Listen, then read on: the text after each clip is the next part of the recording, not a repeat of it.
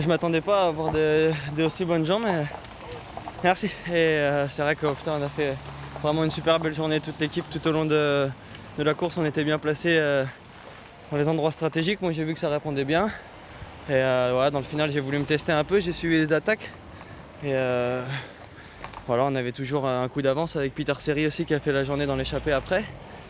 Et voilà, Peter Vacock, on savait que c'était un peu notre carte à jouer pour le final. Et voilà, ça s'est super bien déroulé pour nous.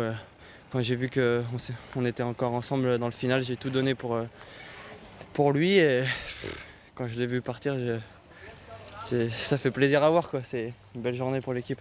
Pour vous, ouf, les sensations sont là? Ouais, ça revient. Je suis content. Je ne m'attendais pas à pouvoir travailler de cette manière-là.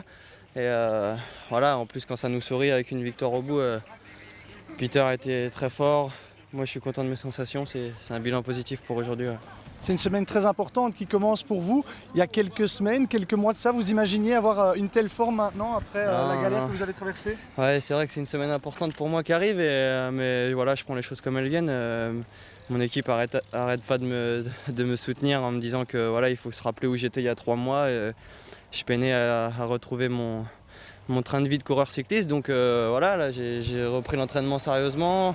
La santé va beaucoup mieux et voilà, le Tour de Catalogne m'a fait beaucoup de bien. Ici, j'espère me faire plaisir. Aujourd'hui, c'était très bien pour nous.